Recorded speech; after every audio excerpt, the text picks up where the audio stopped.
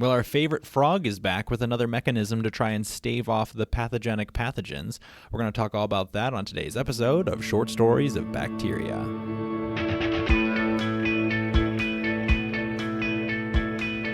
Good morning, everybody. Welcome back to another episode of Short Stories of Bacteria. I, as always, am your host, Dr. K, and I'm here to guide you through another story chronicling the lives of the tiny and infamous, and that would be, of course, the incredible and the amazing bacteria, and all such related microorganisms, including something like fungus, which is going to be somewhat related to the story we're having today.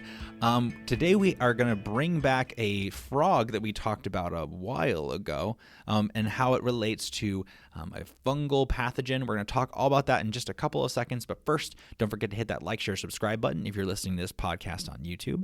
If you're listening to this podcast on some other medium like Spotify or Apple Podcasts or some other podcast medium, please hit that follow button to help support the channel and help support the podcast. But enough of that nonsense. Let's jump into the actual scientific story for today. Where's the best place to start with it? Okay, so I guess the best place to start is with the common frog. So it turns out there's a frog out there called the green and golden bell frog, also known as Latoria aurea. Latoria aurea, that's the green and golden bell frog. And it is an adorable little frog if you want to give it a little goog when you have a chance. But Latoria aurea, the green golden bell frog, and other frogs in the world are currently having a bit of a crisis.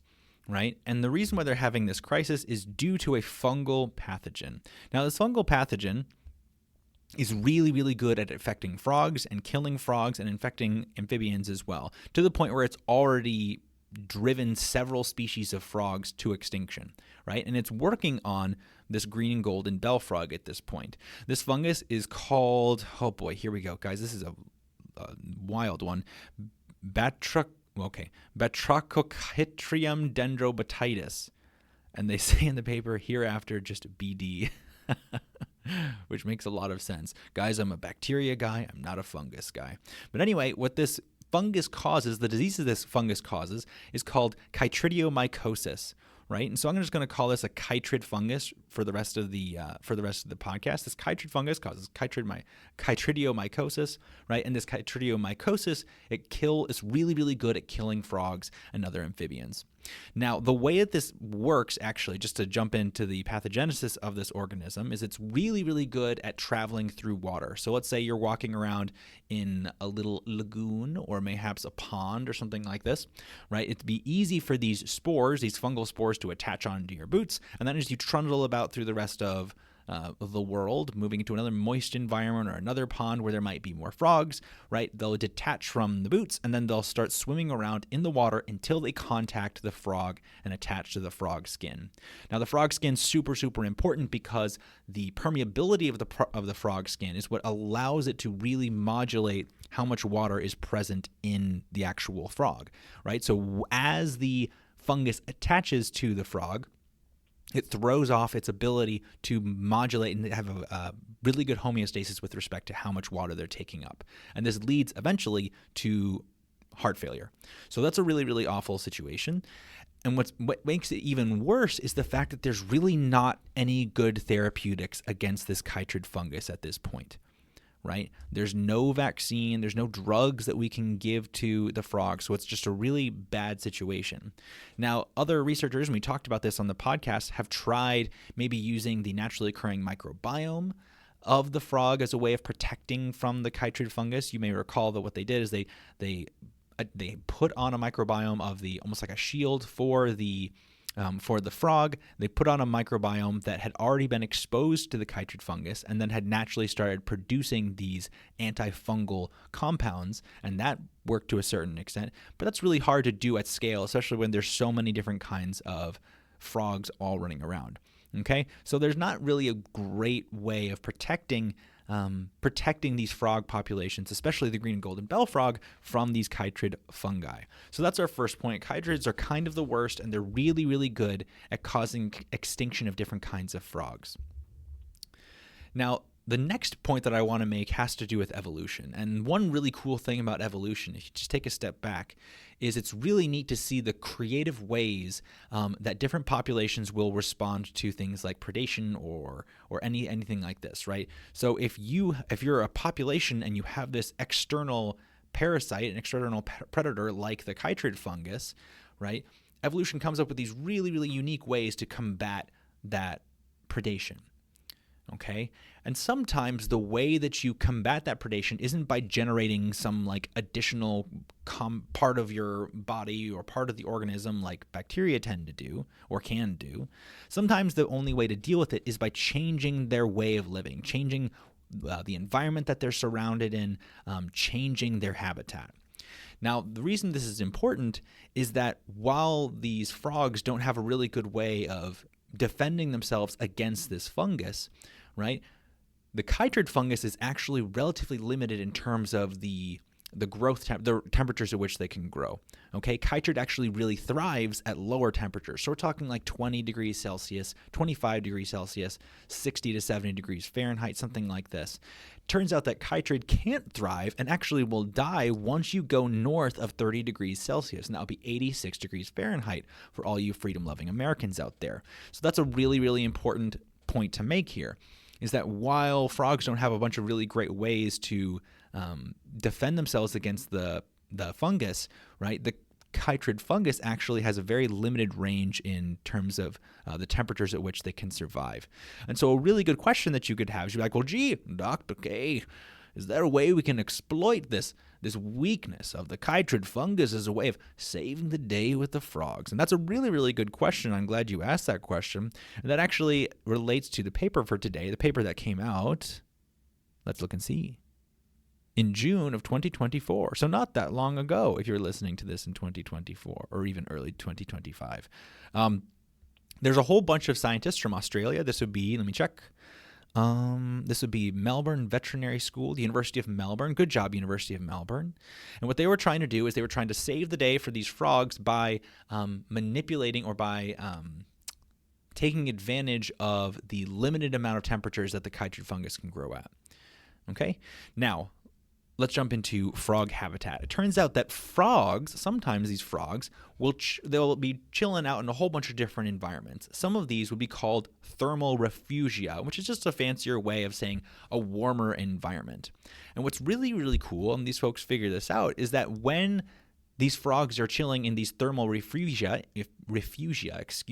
these warmer environments, then the chytrids will start to die off, especially as you start to reach that 30 degree Fahrenheit what I'll call a kill zone, right? And what's really important as a follow-up then is as these chytrids start dying off, then the frogs have a better chance of surviving. Okay? And so the researchers thought about this and they were like, oh, this is really, really cool. So what they did is they started making these little frog saunas, right? These little circles of these warm rock. You can kind of look in the show notes. There's a link to the article and you can take a look at these really cool pictures. Essentially, it's a little tube that's made out of rock and it's warmed up and it's warm enough to start killing off this fungus, right? And if the frog jumped into this little warm little tube area, this little warm frog sauna, and it just hung out there for a little bit, then it would start killing off the chytrid fungus. And most importantly, the frogs were better able to survive the initial fungus attack. So a frog gets jumped on by all the chytrid, but then it jumps into the sauna, then it's able to survive this initial attack from the fungus. So that's really, really cool. Really, really neat way of that the frogs are able to use their environment as a way of killing the chytrid fungus. But what's actually really cool is it gets even better than this, because recall that the frog actually has its own immune system. The immune system doesn't work particularly well initially because in most instances, the chytrid fungus just kills the frog. But if you can support the immune system by killing off some of the chytrid fungus and allowing the immune system of the frog to fight off the remainder of the chytrid fungus, right, then maybe you could the frogs could start to develop their own immune response to the chytrid fungus. And that's what they saw in this paper. So not only did having the frogs take a dip in the frog sauna help fight off the initial infection, right? But that gave the frogs time for the immune system of the frogs to develop their own weapons against the chytrid fungus. So when a frog had been infected previously, right, but it survived based off of the fact that there was a little frog sauna, right? Then if the chytrid fungus tried to infect it a second time, then the frogs were even better able to ward off the infection, okay? So there was two different compounding factors here. Number one, if a frog hopped into a sauna when it had chytrid fungus, it helped kill off a whole bunch of the chytrid fungus. And then during that time, the frog immune system would take over, develop an immune response to chytrid fungus. So that way, when the frog leaves the sauna, and chytrid fungus tries to attack it a second time, it already has a built-in immune response that helps it ward off in the future, right? And that's what's really cool is, honestly, that's just the initial point. When you think about this in a broader context or from a policy perspective, these frog saunas, they're really easy to make. It's easily translatable into the field. What they're called is mesocosms. They're really easy to make. They're really easy to put around in an environment. And the way you can kind of think about it is you just have these frogs that would just follow along a pathway of mesocosms, and as they would get attached by a chytrid fungus, they would jump into another mesocosm. Then as they travel along down the road to wherever they're going, if they get picked up by another chytrid fungus, they can just hop into another mesocosm, right? And you can start to see a pathway for these frogs to start to hop their way back from extinction, all by using these man-made structures that are allowing them to exploit this weakness that the chytrid fungus has. And hopefully, as a result, they can put this disease behind them. Okay, let's wrap this up. Point number one, chytrid fungus, they're kind of the worst, but what they're really good at is causing frogs to go extinct. Right. Our second point was that there are limitations on how the chytrid fungus can live. There's temperature limitations on how the chytrid fungus can live, and specifically, there's some temperatures that frogs can survive at that chytrid fungi can't.